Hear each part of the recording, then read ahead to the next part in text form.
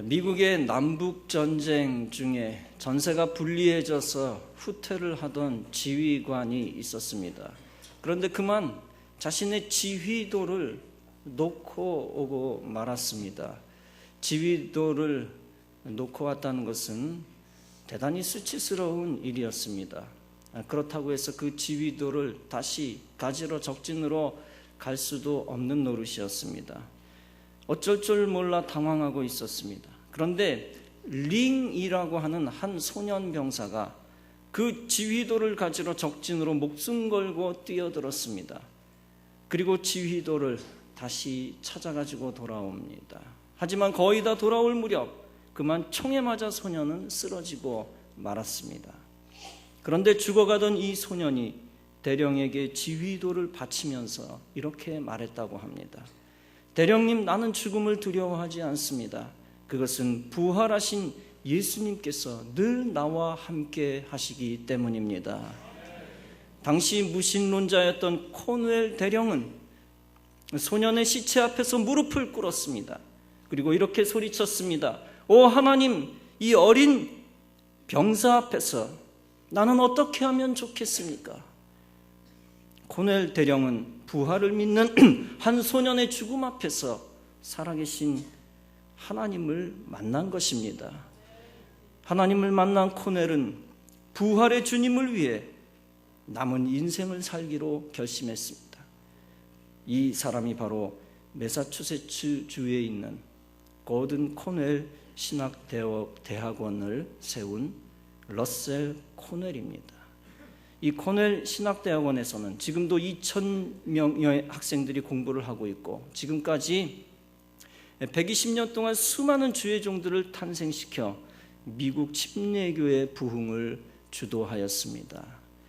여러분, 부활을 믿었던 한 소년의 신념과 충성심과 죽음은 헛된 것이었을까요? 결코 그렇지 않습니다.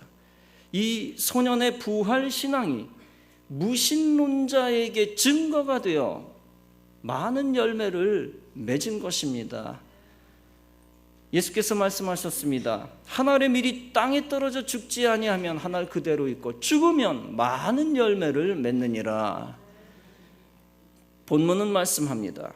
그리스도께서 다시 사신 것이 없다면 너희의 믿음은 헛된 것이라. 이 말씀은 굉장히 강력한 확신의 말씀입니다. 그리스도의 부활은 거역할 수 없이 확실한 것이기 때문에 우리의 믿음은 결코 헛되지 않다는 말씀입니다. 성도 여러분, 부활신앙은 어떤 지식을 근거로 생겨나는 신앙이 아닙니다.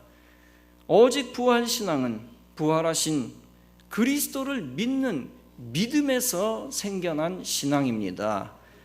죽음을 뛰어넘는 영생에 대한 믿음은 지식을 알고 나서 믿는 것이 아닙니다. 오직 믿으면 알게 되는 것이 부활 신앙인 줄로 믿습니다. 그래서 고린도전서 1장은 말씀합니다. 하나님께서 이 세상의 지혜를 미련하게 하신 것이 아니냐.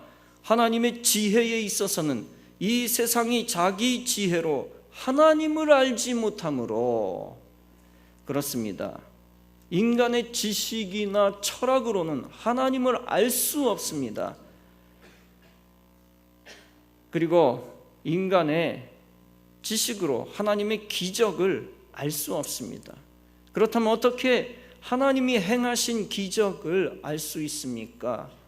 바로 순전한 믿음을 가지고 말씀을 그대로 믿고 무조건 따르면 되는 것입니다. 사람들이 부활의 기적을 본다고 부활을 믿게 되는 것이 아닙니다. 예수께서 이미 죽은 자를 살리시고 안전뱅이를 일으켜 세우시고 소경의 눈을 뜨게 하셨습니다. 그럼에도 불구하고 이스라엘 사람들은 예수님의 기적을 믿지 않았습니다. 이처럼 부활을 믿는 부활 신앙의 참된 근거는 관찰과 지식과 동의가 아닙니다. 관찰하여 얻은 부활 신앙은 오래가지 않습니다. 단순히 지식으로 이해하는 부활 신앙은 죽음을 불사하는 능력이 약합니다. 단순히 부활에 지적으로 동의하는 부활신앙은 다시 회의가 몰아닥치는 것입니다. 참된 부활신앙은 역시 처음부터 믿음에서 시작되는 것입니다. 여러분들은 믿음에서 시작된 부활신앙을 다 소유하시기를 바랍니다. 믿음에서 시작되는 부활신앙을 사모하고 기도하시기를 바랍니다.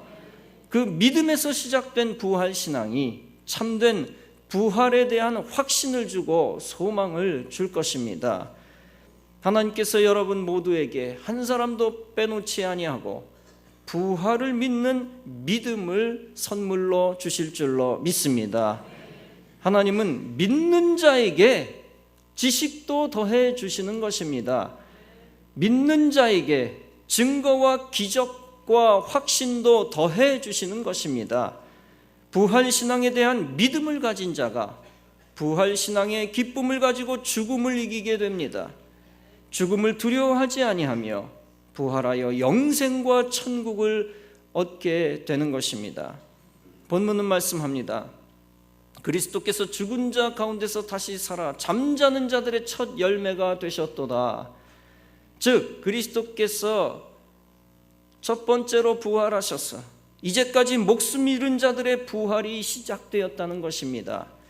특별히 과거에 하나님 뜻대로 살았던 자들의 부활이 예수 때문에 시작되었다는 것입니다.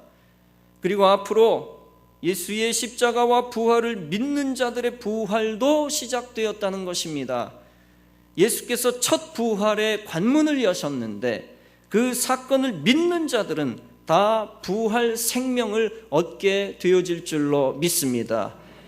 하나님께서 생명의 길을 열어놓으신 다음에 우리는 생명의 길을 갈 수 있는 것입니다. 만약 부활이 없었다면 생명의 길도 없었을 것입니다. 만약 하나님이 그리스도를 부활시키지 아니하셨다면 어떻게 되었겠습니까? 우리는 다 부활에 대한 꿈을 접어야 됩니다.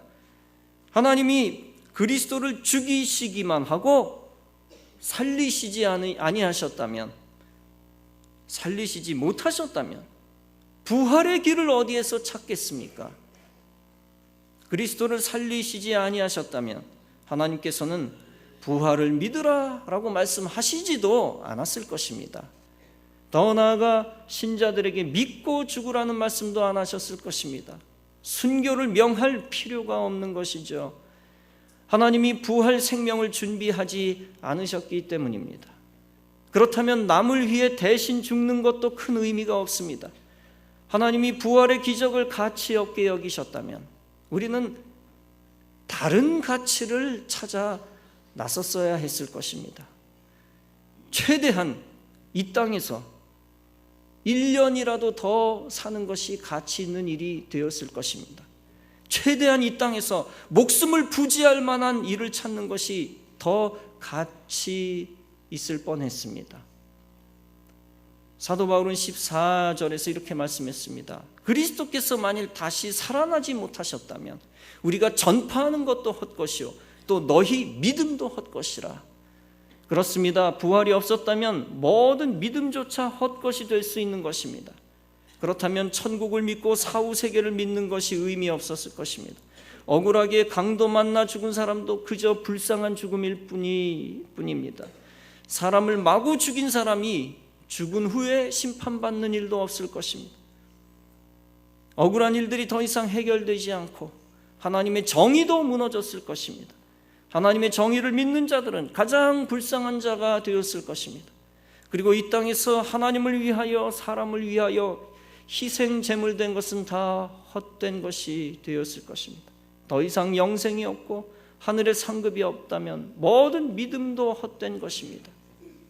그러나 우리 하나님은 심판주가 되십니다. 우리가 살아있을 때 살아있는 자를 심판하시고 역사를 심판하시는 정의의 하나님이십니다. 에스겔 7장은 말씀합니다. 내 행위대로 너를 심판하여 내 모든 가증한 일을 내게 보응하리라. 신약의 히브리서 9장은 말씀합니다. 한 번 죽는 것은 사람에게 정하여진 것이요 그 후에는 심판이 있으리니 요한계시록 20장도 말씀합니다.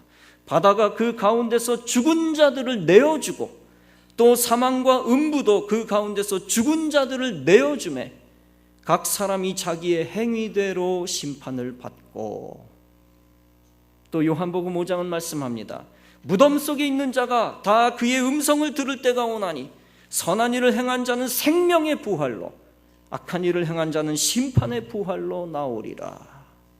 성도 여러분, 죽은 후에 심판이 가능한 것도 바로 예수 그리스도의 부활 때문입니다. 주님이 부활의 첫 열매가 되셨기 때문에 모든 이가 부활하여 심판을 받는 것입니다. 악인은 형벌의 심판을 받게 되지만 의인은, 예수 그리스도의 피의 공로를 의지하는 사람은 영생과 상급이 주어지는 판결을 받는 것입니다. 주님을 믿고 예수 믿고 의롭게 사는 사람은 상급을 얻게 되는 것입니다. 여러분들은 예수 믿고 믿는 자답게 살아 부활 생명 얻고 하늘의 상급을 얻으시기를 바랍니다. 만약 부활이 없다면 신자조차 사고 당하는 거 억울한 일입니다. 신자가 전쟁 가운데 폭탄 맞아 죽는 거 억울한 일입니다. 쓰나미가 몰려와서 물에 빠져 죽는 거 억울한 일입니다. 열심히 신앙생활하고 열심히 부활 전파하고 전도했는데 부활이 없다면 어떻게 되겠습니까? 물질 헌신하고 시간 헌신한 신자들이 가장 불쌍한 자들이 될 것입니다. 전도 열심히 하고 남을 위해 대신 죽은 사람이 가장 불쌍한 자들이 될 것입니다. 결정적으로 부활이 없다면 우리는 아직도 죄 가운데 남아 있을 것입니다. 죄를 해결하지 못했으니 아무리 의롭게 사는 것 같아도 아무것도 얻지 못합니다. 천국은 고사하고 아무것도 얻지 못합니다. 부활 생명 없다면 도덕적으로 사는 것도 의미 없습니다. 의롭게 몸부림쳐도 결국에는 악의 승리로 끝나기 때문입니다. 그러므로 부활이 없다면 처음부터 끝까지 다 문제투성인 것입니다. 그러나 우리 하나님은 살아계신 전능하신 하나님이신 줄로 믿습니다. 그리스도를 죽음 가운데서 건져 올리시고 부활시키셔서 모든 성도들에게 부활 생명을 주셨습니다. 그리스도께서는 죽은 자 가운데서 다시 살아 잠자는 자들의 첫 열매가 되셨습니다. 주님께서 부활의 첫 열매가 되셨으니 나머지 인생들의 부활의 열매는 기정사실이 되었습니다. 즉 부활의 주님을 믿고 부활신앙을 가진 자들은 다 부활할 수 있게 되었습니다. 그래서 본문은 말씀합니다. 사망이 사람으로 말미암았으니 죽은 자의 부활도 사람으로 말미암는도다. 즉 아담 때문에 모든 사람이 다 죽게 되었지만 육신으로 오신 메시아 덕분에 다 살게 되어졌다는 것입니다. 그래서 22절은 말씀합니다. 아담 안에서 모든 사람이 죽은 것 같이 그리스도 안에서 모든 사람이 삶을 얻으리라. 그리스도만이 성도들이 살 길을 열어주셨다는 것입니다. 그리고 부활신앙 가진 이들이 다 예수처럼 부활할 수 있게 해주셨다는 것입니다. 그래서 부활을 믿는 성도들을 한 사람도 억울하게 놔두시지 아니하셨습니다. 부활 생명 주셔서 불쌍하고 비참한 존재로 남지 않게 해주셨습니다. 그래서 우리는 얼마나 감사한지 모릅니다. 부활신앙 때문에 이 땅에서도 죽음이 두렵지 않는 평안을 주셨으니 참 감사한 일입니다. 부활에 대한 확신은 이 땅에서의 행복도 보장합니다. 같은 나이를 살아도 죽음에 대한 공포를 가지고 벌벌 떨면서 사는 것보다 부활신앙 가지고 행복하게 사는 것이 낫습니다. 그래서 사도행전 2장은 말씀합니다.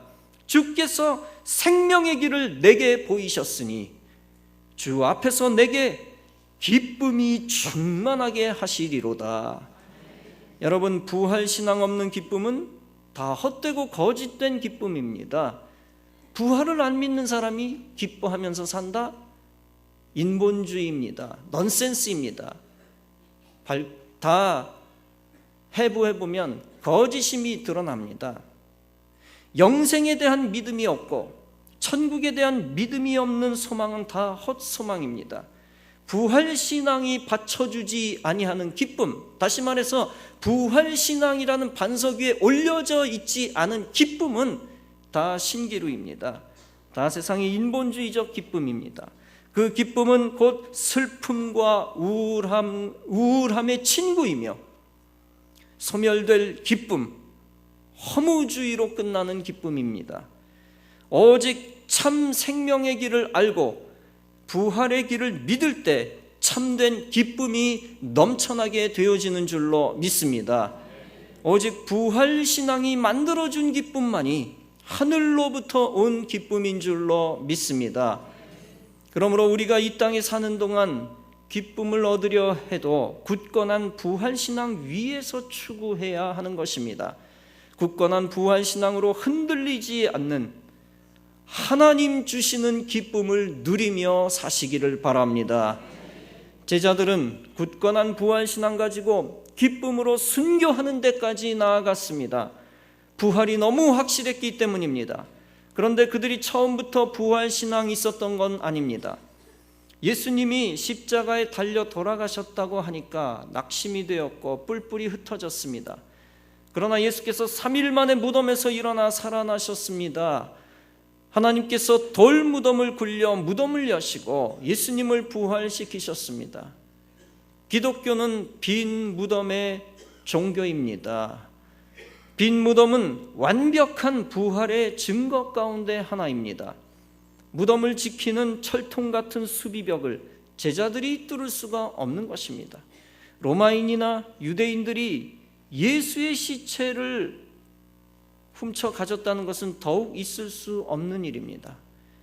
그들이 가졌다면 수천 명 앞에서 또 활동하는 제자들에게 예수의 시체를 들이밀었어야 했을 것입니다. 또한 제자들은 부활의 주님을 만난 후에 수천 명씩 전도했습니다. 부활의 주님을 담대히 증거하다 순교까지 했습니다. 시체를 훔친 제자들이 부활의 주님을 증거할 수가 없는 것입니다. 시체를 보면 낙심합니다. 패배감과 배신감과 절망을 느껴야지 주를 위해 목숨을 던질 수가 없는 것입니다.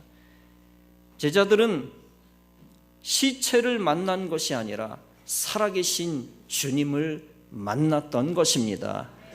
그리고 부활 후 예수께서는 수많은 사람들에게 직접 나타나셨습니다.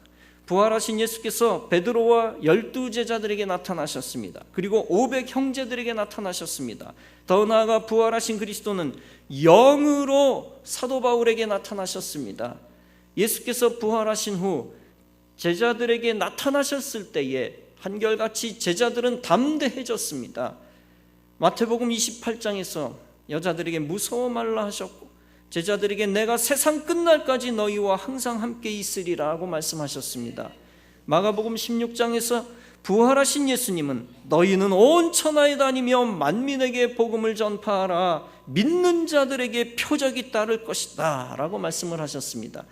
누가복음 24장에서 부활하신 예수님은 제자들로 하여금 성경을 깨닫게 해 주셨습니다. 그리고 너희는 이 일의 증인이라 너희를 보낼 것이며 능력을 위로부터 주실 것이다 라고 말씀을 하셨습니다. 요한복음 20장에서 예수께서 부활하신 후에 너희에게 평안이 있으라 라고 축복하셨습니다. 그때 제자들은 큰 기쁨과 평안을 얻게 되었습니다. 또 곧이어 하나님께서 나를 보내신 것 같이 나도 너희를 보내노라 라고 말씀하셨습니다. 또 저희를 향하사 숨을 내쉬며 가라사대 성령을 받으라고 하셨습니다. 베드로는 사도행전 2장에서 말씀했습니다. 예수를 하나님이 살리신지라 우리가 다 이 일의 증인이로다. 그래서 제자들은 부활하신 예수님을 만나 힘을 얻고 성령 받고 담대하게 사명을 감당할 수 있게 되었습니다. 여러분도 부활하신 예수님을 만나 평강을 얻고 성령 받고 큰 사명을 감당하시기를 바랍니다. 예수님의 부활을 그대로 믿을 때 예수께서 영으로 만나 주실 줄로 믿습니다. 부활의 예수님을 믿을 때 결코 절망하지 않고 소망 안에서 기쁨만이 넘쳐나게 될 줄로 믿습니다. 이처럼 부활신앙만큼 인간에게 큰 기쁨을 주는 것은 없습니다. 부활신앙은 인간의 모든 슬픔을 이기게 하는 마지막 힘입니다. 그래서 데살로니가전서 42장은 말씀합니다. 형제들아, 소망 없는 다른 이의 이와 같이 슬퍼하지 않게 하려 함이라.